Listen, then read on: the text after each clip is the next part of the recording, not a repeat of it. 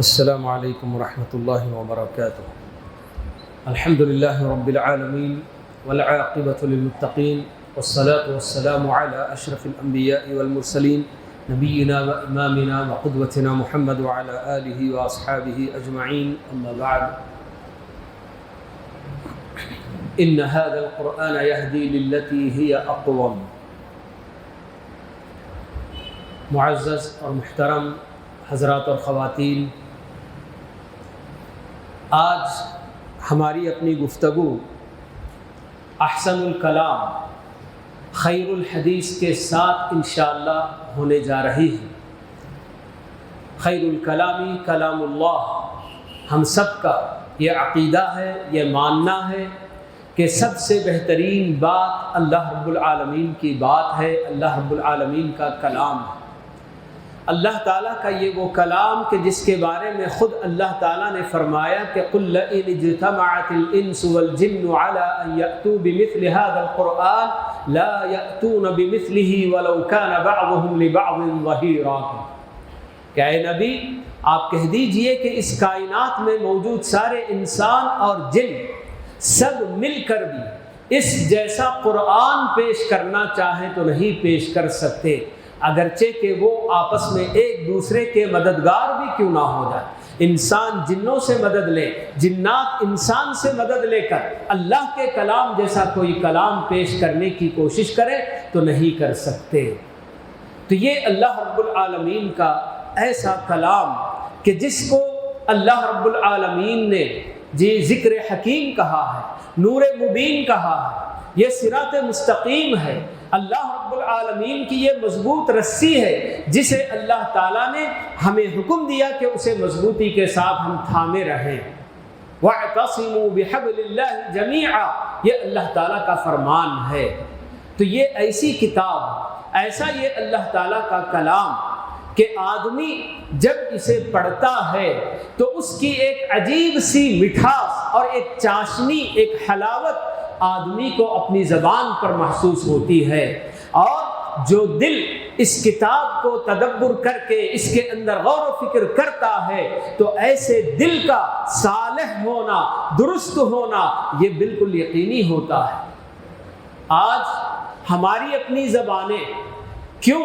مٹھاس سے، چاشنی سے خالی ہیں؟ تو اس کی بنیادی وجہ یہی کہ ہماری اپنی زبانوں پر اللہ کا یہ کلام زمانے تک کبھی آتا نہیں ہے۔ ہمارے اپنے دل اگر نور سے بے نور ہیں، بالکل ایک دم سے ان کے اندر ظلمتیں پائی جاتی ہیں، اندھیرا چھایا ہوا ہے ہمارے اپنے دلوں میں، تو اس کی بنیادی وجہ یہی کہ اللہ رب العالمین کے اس کلام کے اندر جیسے تدبر کرنا چاہیے اور اس سے جو نصیحت حاصل کرنی چاہیے وہ کام ہم سے ہوتا نہیں، ہم کرتے نہیں ہیں۔ تو اللہ تعالیٰ نے ہمیں بتایا کہ اس کتاب کے ساتھ جن کا تعلق مضبوط ہوگا، جو بندہ اس کتاب کو اپنے آگے رکھے گا، اپنا رہنما بنائے گا، تو یہ کتاب اسے جنت کی طرف رہنمائی کرے گی، اور جو اس کتاب کو اپنے پیٹھ پیچھے چھوڑ دے گا۔ پیٹھ پیچھے چھوڑنے کا ایک مطلب ہمارے اپنے عوام یہ سمجھتے ہیں کہ قرآن کسی کی پیٹھ کے پیچھے نہیں رکھنا ہوا۔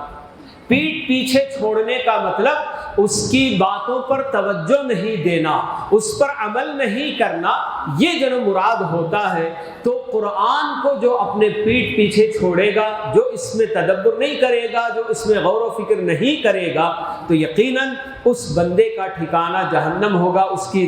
جہنم کی طرف چیز اس کو کھینچ کر لے جائے۔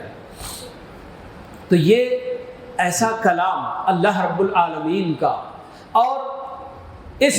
ماہ رمضان سے اور روزوں سے اللہ رب العالمین کے اس کلام کا بڑا گہرا تعلق ہے۔ ہم سب بارہا آیت سنتے ہیں کہ اللہ تعالیٰ نے قرآن مجید میں بتایا کہ شہر رمضان الذی انزل فیہ القرآن، کہ رمضان ہی کا وہ مہینہ ہے جس میں قرآن کریم اتارا گیا، نازل کیا گیا۔ تو قرآن کا اور رمضان کا بڑا ہی مضبوط اور بڑا گہرا تعلق ہے، اور رمضان مبارک کا یہ مہینہ جس سے ہم گزر رہے ہیں،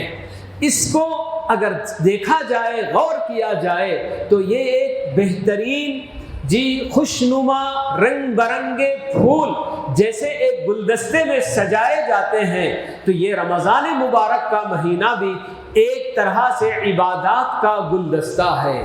عظیم الشان جلیل القدر عبادتیں، نماز، روزہ، زکوٰۃ، صدقات اور خیرات، تلاوت کلام، ایسی کتنی بہترین اور ایسی عبادتیں جو انسان کے اندر تبدیلی لانے والی ہوتی ہیں، ایسی عبادات کا مجموعہ یہ رمضان مبارک کا مہینہ ہے جس سے ہم گزر رہے ہیں۔ تو اس رمضان مبارک میں جہاں ہمارا اپنا تعلق دیگر اور عبادات سے ہوتا ہے، تو وہیں ہمارا اپنا بڑا ہی گہرا تعلق اللہ رب العالمین کے اس کلام سے بھی ہونا چاہیے، اور یہ تعلق تلاوت سے بھی ہونا ہے،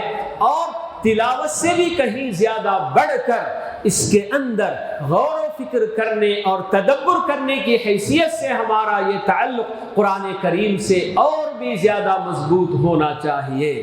کیونکہ اللہ رب العالمین نے قرآن کے اتارنے کا مقصد یہی بتایا تاکہ اس کے اندر غور کیا جائے، تدبر کیا جائے۔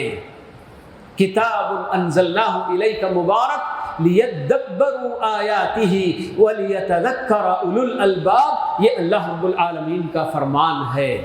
کہ وہ کتاب جو ہم نے آپ کی طرف اتاری ہے، اللہ تعالیٰ محمد صلی اللہ علیہ وسلم کو خطاب کر کے یہ بات بتا رہا ہے کہ کتاب انزلناہ الیک، وہ کتاب جو ہم نے آپ کی طرف اتاری ہے، مبارک، بڑی ہی بابرکت کتاب ہے۔ لیکن اس کتاب کے اتارے جانے کا مقصد کیا ہے؟ کیا صرف برکت حاصل کرنے کے لیے دکان میں، مکان میں بس ایسے ہی رکھ چھوڑنا ہے، یا پھر مردوں پر پڑھنے کے لیے اس کتاب کو استعمال کرنا ہے؟ اللہ تعالیٰ بتا رہے ہیں لیدبروا آیاتہ، اتنی بابرکت کتاب اس لیے تمہارے اوپر اتاری گئی اے محمد صلی اللہ علیہ وسلم، تاکہ اللہ تعالیٰ کیا بتا رہے ہیں؟ آپ اس میں تدبر کریں نہیں، لیدبروا آیاتہ، تاکہ ساری دنیا والے، سارے انسان، کیا مومن کیا غیر مومن، مسلم کافر مشرک، سب کے لیے اللہ تعالیٰ یہ جو میدان کھول رہے ہیں کہ اللہ تعالیٰ کے اس کلام کے اندر تدبر کرنے کی ضرورت ہے۔ لیدبروا آیاتہ، تاکہ انسان جن کے لیے اللہ تعالیٰ نے یہ کتاب اتاری، ہدی للناس، اللہ تعالیٰ نے بتایا کہ اس کتاب کے اندر سارے انسانوں کے لیے ہدایت کا سامان ہے، صرف ایمان اس پر رکھنے والوں کے لیے نہیں، ساری انسانیت کے لیے ہے۔ اسی لیے اللہ تعالیٰ ساری انسانیت کو اس کے اندر تدبر کرنے کی دعوت دے رہے ہیں، لیدبروا آیاتہ ولیتذکر اولو الالباب، اور جن کو اللہ تعالیٰ نے عقل و دانش سے نوازا ہے، عقل مندی جن کو اللہ تعالیٰ نے عطا کی ہے، تو وہ اس کی آیتوں میں تدبر کرنے کا نتیجہ اللہ تعالیٰ بتا رہے ہیں کہ آدمی جب صحیح طریقے سے جیسے تدبر کرنا چاہیے، غور و فکر کرنا چاہیے، اگر ویسا تدبر کرے گا، غور و فکر کرے گا اللہ کے اس کلام میں، تو لازماً وہ نصیحت حاصل کر کے نکلے گا۔ وَلِيَتَذَكَّرَ أُولُو الْأَلْبَابِ، اللہ تعالیٰ بتا رہے ہیں۔ تو یہ رمضان مبارک جس کے ساتھ قرآن کا بڑا گہرا تعلق، ایک طرف سے اس حیثیت سے کہ قرآن کے نزول کا یہ مہینہ ہے، تو اللہ کے نبی صلی اللہ علیہ وسلم ایک حدیث کے اندر ہمیں بتاتے ہیں کہ روزہ اور قرآن یہ دونوں بندے کی سفارش اللہ رب العالمین کے سامنے کریں گے۔ روزہ کہے گا کہ پروردگارا، میں نے اس بندے کو کھانے پینے سے اور اپنی کہ شہوتوں سے میں نے اس کو روکا تیرے حکم سے، یہ بندہ جب روزے سے تھا تو اس نے یہ سب کام کیا، تو میری سفارش اس بندے کے حق میں قبول کر لے۔ اور دوسری طرف قرآن کہے گا کہ پروردگارا، میں نے اس بندے کو رات میں سونے نہیں دیا، رات رات بھر یہ مجھے لے کر بیٹھا رہتا تھا، یا تو نماز میں تدبر کرتے ہوئے پڑھتے ہوئے، اس طرح سے میں نے اس کی نیند اس پر حرام کر دی، اسے میں نے سونے نہیں دیا، تو میری سفارش اس بندے کے حق میں قبول کر لے۔ تو اللہ کے نبی صلی اللہ علیہ وسلم بتاتے ہیں کہ روزے اور قرآن دونوں کی سفارش اللہ تعالیٰ قبول فرما لیں گے۔ تو اس حیثیت سے روزے اور قرآن کا بڑا گہرا تعلق ہے۔ تو کوئی آدمی اگر روزہ رکھے لیکن قرآن کی تلاوت سے اس کو قرآن کی تلاوت کے لیے اس کو کوئی موقع نہ ملے تو اس سے بڑی محرومی کچھ بھی نہیں ہو سکتی۔ آج اگر امت مسلمہ پر نظر دوڑائی جائے، جائزہ لے کر دیکھا جائے تو کتنے ایسے آپ کو مسلمان مرد، عورتیں، جوان، لڑکے، لڑکیاں ایسے آپ کو ملیں گے کہ جن کی عمریں گزر چکی ہیں مگر قرآن پڑھنا ان کو نہیں آتا، قرآن صحیح طریقے سے پڑھنا تک نہیں آتا ہے۔ جائے کہ وہ قرآن کریم کو سمجھنے کی کوشش کریں، قرآن صرف تلاوت کرنا، پڑھنا کہ کس حرف کو کیسے ادا کیا جائے، زیر زبر کیسے ہوتا ہے، کچھ نہیں پتا، اور زندگیاں ان کی گزر چکی ہیں۔ ویسے ہی اللہ تعالیٰ کے اس کلام سے دور رہتے رہتے کیسی زندگی گزار دی ہے۔ تو رمضان مبارک ہو یا غیر رمضان، ایک تلاوت کرنے والے کا مقصد صرف اور صرف قرآن ختم کرنا اور جو ہے ایک سورہ شروع کر کے ختم کرنا، یہی جو ہے وہاں تک اس کی دوڑ نہیں ہونی چاہیے، وہی اس کا بالکل جو ہے آخری مقصد نہیں ہونا چاہیے۔ سب سے اہم اور اعلیٰ مقصد قرآن کریم سے ہمارا اپنا تعلق جس طرح سے ہونا ہے تو وہ اللہ کے اس کلام میں تدبر کرنے کی ضرورت ہے۔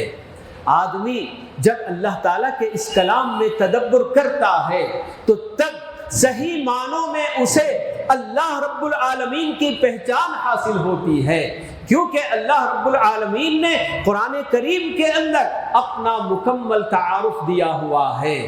تدبر کرنے کی صورت میں تدبر کرنے والے کو اللہ رب العالمین اپنے خالق کی، اپنے مالک کی اور اس پورے کائنات کے مالک کی پہچان ہوتی ہے کہ میرا پروردگار کون ہے، اس کی قدرت کیا ہے، اس کی عظمت کیا ہے، اور اس نے جو کچھ بھی احکام مجھے دیے ہیں، اوامر کی شکل میں ہو، نواہی کی شکل میں ہو، ان کے پیچھے کیا مقصد ہے، اللہ رب العالمین کس قدر اپنے ہر حکم کے اندر عدل و انصاف کو اللہ تعالیٰ نے رکھ چھوڑا ہے۔ اللہ تعالیٰ بتاتا ہے کہ وَتَمَّتْ كَلِمَةُ رَبِّكَ صِدْقًا وَعَدْلًا، کہ تمہارے پروردگار کی یہ باتیں جو قرآن کی شکل میں ہیں ان کے اندر دو اہم صفت پائی جاتی ہے، ایک تو سچائی ہے، اس کے اندر اس کی کسی بھی خبر میں کوئی جھوٹ نہیں ہے۔ تو اللہ تعالیٰ نے جتنے بھی احکام دیے ہیں سارے احکام کے اندر اللہ تعالیٰ نے عدل و انصاف کو ملحوظ رکھا ہے۔ کتنی بڑی بات اللہ تعالیٰ نے بتائی ہے، اور جب بندہ غور کرتا ہے تو اس کو پتہ چلتا ہے کہ واقعی گزرے ہوئی کتنی قومیں ہیں، ان کے بارے میں اللہ تعالیٰ نے بتایا، اور تاریخ دان بھی بہت کچھ ان کے بارے میں بتاتے ہیں۔ تاریخ بتانے والے اگرچہ کہ غلطی کر سکتے ہیں، لیکن اللہ تعالیٰ جو گزری ہوئی قوموں کے بارے میں بتاتا ہے تو اس میں رتی برابر بھی کوئی جھوٹ نہیں ہے۔ ہر خبر جو اللہ تعالیٰ کی ماضی کی ہو یا مستقبل سے تعلق رکھنے والی، ہر خبر کے اندر سچائی پائی جاتی ہے۔ تو ہم سے پہلے والے لوگوں کی خبریں بھی اس قرآن میں موجود ہیں، اور ہمارے بعد کیا ہوگا اس کی بھی باتیں اللہ رب العالمین نے بتا رکھی ہیں اس قرآن میں۔ تو اس لیے قرآن کریم میں آدمی جب تدبر کرتا ہے تو اللہ تعالیٰ سے جیسے تعلق ایک مومن کا ہونا چاہیے وہ تعلق انشاءاللہ ضرور پیدا ہوگا۔ لیکن جب تک آدمی صرف تلاوت کرتا رہے اور اس کے اندر تدبر کرنے کی کوشش نہ کرے تو صحیح معنوں میں جیسے اس قرآن سے فائدہ پہنچنا چاہیے پڑھنے والے کو وہ فائدہ نہیں پہنچ سکتا۔ تو اس لیے تدبر قرآن کریم کے اندر تدبر کرنے کے لیے آدمی کو بہت زیادہ وقت نکالنا چاہیے۔ خاص کر یہ رمضان مبارک کا مہینہ ایسا وقت جس کے اندر آدمی روزے کی حالت میں ہوتا ہے، تو جب اللہ رب العالمین کے اس کلام کو وہ اپنی زبان سے ادا کرتا ہے تو وہ پڑھتے ہوئے اپنی زبان کے اندر ایک چاشنی پائے گا۔ اور یہ بہترین موقع ہے کہ تدبر کا یہ مقصد جو قرآن کریم کے اتارنے کا اللہ تعالیٰ نے بتایا، اس مقصد کو پورا کرنے کے لیے رمضان کا یہ مہینہ بڑا ہی بہترین مہینہ ہے،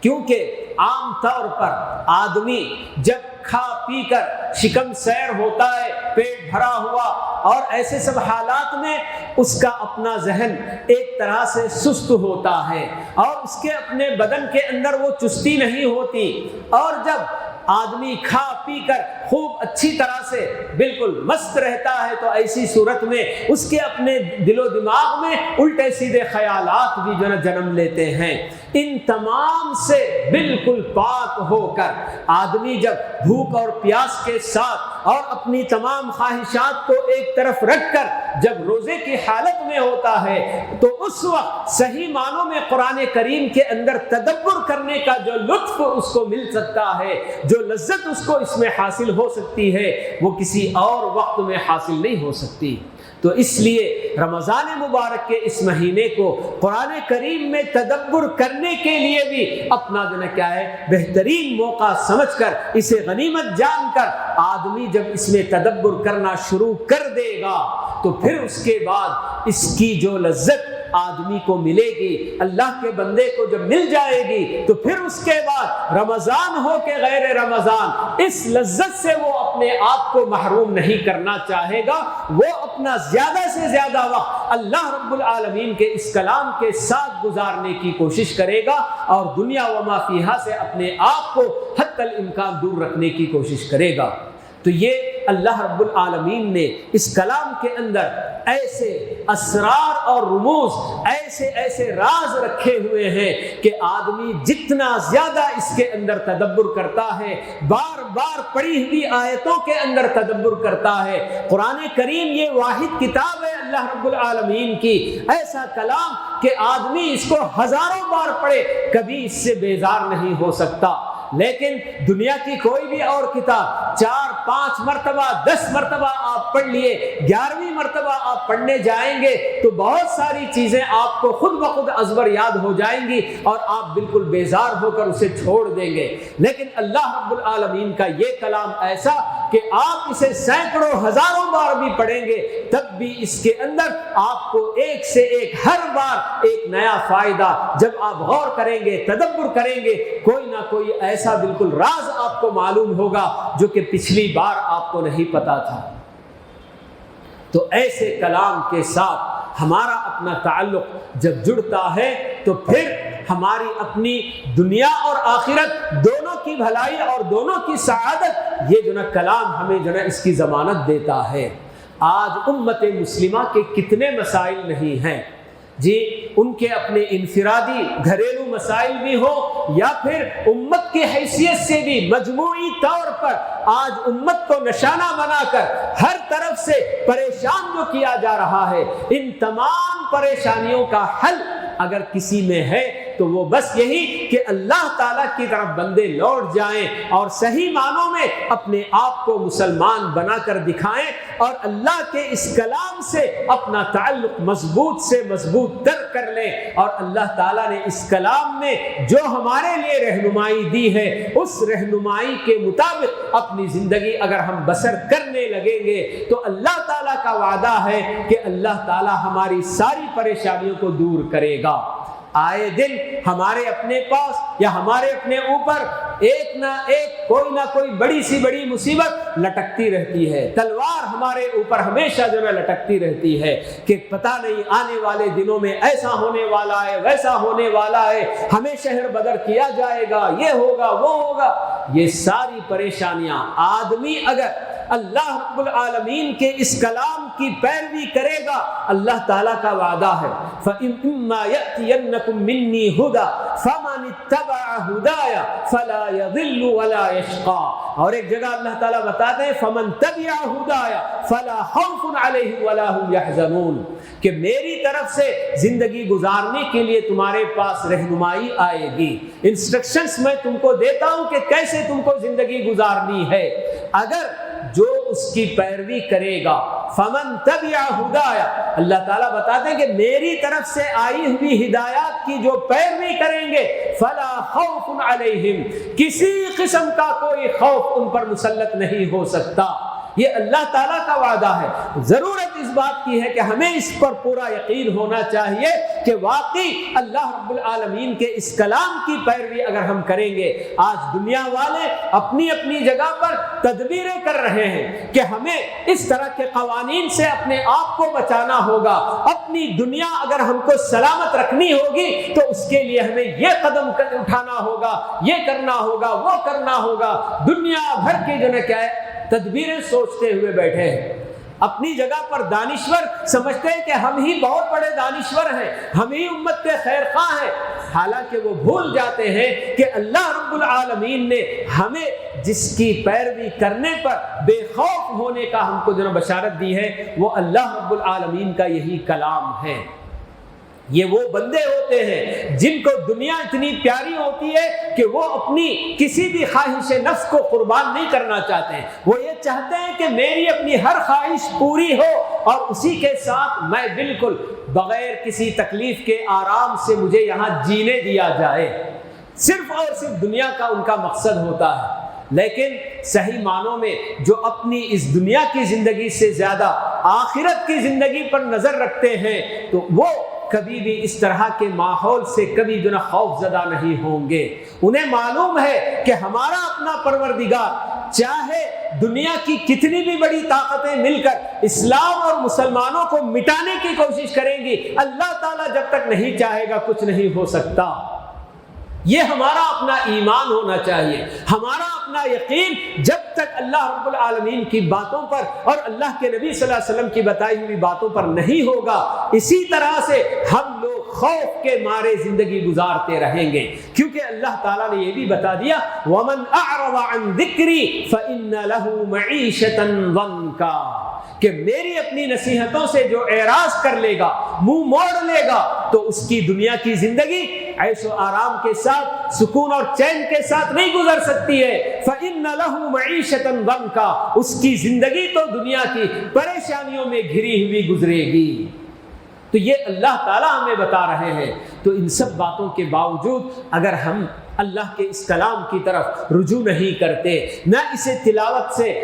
ہم اپنے آپ کو اس کی تلاوت کی سعادت سے اپنے آپ کو مالا مال نہیں کرتے، اور اس سے بھی بڑھ کر اس میں تدبر کرنے، غور و فکر کرنے کا ہمارے اپنے پاس وقت نہیں ہوتا، اور اس کی وجہ سے ہماری اپنی یہ دنیاوی زندگی مشکلات میں گھر رہی ہے، تو نتیجہ صرف ہمارا اپنا قصور ہے، سبب خود ہم ہیں۔ تو جب تک ہم اللہ کی اس رسی کو مضبوطی کے ساتھ نہیں تھامیں گے، اللہ تعالیٰ بتاتے ہیں فَمَن تَبِعَ هُدَايَ فَلَا خَوْفٌ عَلَيْهِمْ وَلَا هُمْ يَحْزَنُونَ، انہیں نہ کسی قسم کا کوئی خوف ہوگا اور نہ ہی انہیں کسی طرح کا کوئی غم ہوگا۔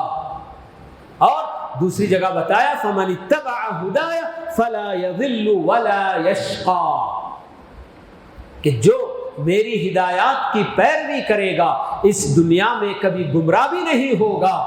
اور آخرت میں بھی کبھی وہ بدبخت نہیں ہوگا، اس کے لیے کامیابی منتظر ہوگی، دنیا میں بھی منتظر ہوگی، آخرت میں بھی کامیابی اس کے لیے منتظر ہوگی۔ تو یہ اللہ کا کلام ہے کہ جب آدمی صحیح معنوں میں تھوڑا سا اس کے اندر تدبر کر لیتا ہے، قرآن کریم کی آیتیں آدمی اگر پڑھے، ان اللہ لا یخفی علیہ شیء فی الارض ولا فی السماء، اللہ تعالیٰ کی ذات وہ ہے کہ جس کے اوپر زمین و آسمان کی کوئی چیز چھپ نہیں سکتی۔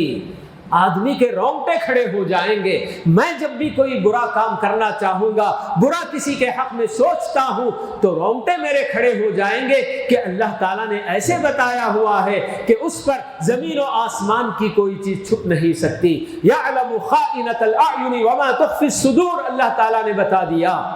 کہ اللہ تعالیٰ کی ذات تو وہ ہے جو میری اپنی آنکھوں سے میں خیانت جو کرتا ہوں، ادھر ادھر نظر جو میں ڈالتا ہوں جہاں نہیں ڈالنا چاہیے، میری اپنی نگاہوں کی حفاظت میں اگر نہیں کرتا، اللہ تعالیٰ نے بتا دیا کہ خبردار، دنیا والے اگر نہیں جانتے کہ تم اپنی نگاہوں سے کیا دیکھ رہے ہو، لیکن مجھے خبر ہے کہ تم اپنی نگاہوں کا استعمال کہاں کر رہے ہو، اور تمہارے اپنے دل و دماغ میں کیا چل رہا ہے، کس کے خلاف تم کیا پلاننگ کر رہے ہو، کسے برباد کرنا چاہتے ہو، کس کے ساتھ کیا برا کرنا چاہتے ہو، کسے دھوکہ دینا چاہتے ہو، ساری باتوں کا علم مجھے ہے، اللہ رب العالمین بتا رہے ہیں۔ یہ ساری باتیں آدمی جب غور کرتا ہے، تدبر کرتا ہے، تو آدمی کے رونگٹے کھڑے ہو جائیں گے، بالکل سیدھے راستے پر وہ چلنے کی کوشش کرے گا، اللہ رب العالمین سے محبت اس کے اندر پیدا ہوگی کہ میرے پروردگار نے میرے لیے کتنا بہترین نظام اس یعنی کہ قرآن کی شکل میں مجھے دیا ہے کہ اس سے بہتر دنیا کا کوئی نظام نہیں ہو سکتا زندگی گزارنے کا۔ حتیٰ کہ اللہ رب العالمین نے جو سزائیں مقرر کی ہیں مختلف جو جرائم کی، ان جرائم کے مطابق وہ سزائیں بالکل کتنی مناسب سزا ہے۔ چور کا ہاتھ کاٹنے کا اللہ تعالیٰ نے حکم دیا ہے، کیونکہ چوری کرنے والا سب کی نگاہوں سے چھپ کر چوری کرتا ہے، پتہ بھی نہیں چل پاتا کہ کس نے چوری کی، تو ایسی صورت میں اگر چور پکڑا جائے تو اس کا ہاتھ کاٹ دیا جائے۔ ایک مرتبہ اگر معاشرے کے اندر یہ سزا نافذ کر دی جائے گی، سارے چوروں کے اوسان خطا ہو جائیں گے کہ اس کے بعد وہ چوری کرنے کی ہمت نہیں کریں گے کہ مجھے اپنے ہاتھ سے ہاتھ دھونا پڑے گا۔ زنا کرنے والے کے لیے جو سزائیں مقرر کی گئی ہیں کہ پاکیزگی عفت کی زندگی گزارنے کے لیے آدمی نکاح کے بندھن میں بندھنے کے بعد بھی اگر اس کے اندر پاکیزگی نہیں آئی اور وہ جائز طریقے سے اس عمل کو انجام دینے کی بجائے ناجائز طریقہ اس کا اگر ڈھونڈتا ہے تو اس کے لیے انتہائی ذلت کے ساتھ پتھر مار مار کر اسے ہلاک کرنے کی سزا اللہ تعالیٰ نے دی ہے۔ تو یہ سب واقعی آدمی جب دیکھتا ہے، غور کرتا ہے، تو اس کو پتہ چلے گا کہ اللہ رب العالمین کتنا بڑا حکیم ہے اور کتنے انصاف کے ساتھ اس نے ان جرائم کی سزائیں مقرر کی ہیں۔ اگر وہ پکڑ کر سکتا ہے، اس نے بتایا ہوا ہے کہ گزری ہوئی قومیں کیسی کیسی طاقتور قومیں گزر چکی ہیں، مگر اس کے باوجود جب انہوں نے اللہ رب العالمین کی نافرمانی اور معصیت کا رویہ اپنایا تو اللہ رب العالمین کی طاقت کے سامنے ان سب کی طاقت کا کچھ بھی نہیں چلا۔ قارون کا واقعہ اللہ تعالیٰ نے بتایا، گزری ہوئی قومیں، قوم عاد، قوم سمود، قوم نوح، کتنی قوموں کے اللہ تعالیٰ نے واقعات نہیں بتائے، اور ان سب کی ہلاکت کا بھی اللہ تعالیٰ نے ذکر کیا۔ تو یہ سب آدمی جب تدبر کرتا ہے، غور کرتا ہے، اسے پتہ چلے گا کہ وہ بھی انسان تھے، ہم بھی انسان ہیں۔ انہوں نے جب اللہ کی معصیت کی اور حد سے گزر گئے اللہ تعالیٰ کی معصیت میں، تو اللہ تعالیٰ خاموش نہیں بیٹھتا ہے، ایک مدت تک مہلت دیتا ہے کہ بندہ شاید واپس پلٹ جائے، اپنی کوتاہیوں پر اسے ندامت ہو، اسے شرمندگی ہو، اور وہ واپس پلٹ کر اپنے رب کی طرف رجوع کر لے۔ لیکن بندہ اگر رجوع نہیں کرتا، چاہے وہ افراد ہو یا اقوام ہو، اللہ تعالیٰ کا قانون بدلتا نہیں کہ جب وہ حد سے گزر جاتے ہیں معصیت میں تو اللہ تعالیٰ ان سے انتقام بھی لیتا ہے اور انہیں ہلاک اور برباد بھی کرتا ہے۔ تو جیسے ان لوگوں کے ساتھ معاملہ ہوا، میں بھی اگر انسان ہوں، ہماری اپنی قوم بھی، ہمارے اپنے جماعت بھی، یہ ہم بھی انسان ہیں، اور ہم نے اگر آپس میں ایک دوسرے کو نصیحت نہیں کی اور اسی طرح سے ہم اللہ تعالیٰ کی معصیتوں میں آگے بڑھتے رہے، کوئی کسی کی پرواہ نہیں کرتا، کوئی کسی کا ہاتھ پکڑ کر روکتا نہیں، تو پھر کوئی بعید نہیں کہ اللہ تعالیٰ نے جس طرح سے گزری ہوئی قوموں کو ہلاک اور برباد کیا، ہمارے ساتھ بھی وہی معاملہ کر دے، کیونکہ اللہ تعالیٰ بتاتے کہ وَلَن تَجِدَ لِسُنَّتِ اللَّهِ تَبْدِيلًا، اللہ تعالیٰ کے قانون اور اللہ تعالیٰ کی سنت میں کہیں کوئی تبدیلی نہیں ہے۔ تو حضرات و خواتین، یہ اللہ رب العالمین کا ایسا کلام کہ آدمی جب اس کے اندر غور و فکر کرتا ہے تو بے اختیار اس کی اپنی آنکھیں بالکل ڈب ڈبا جاتی ہیں۔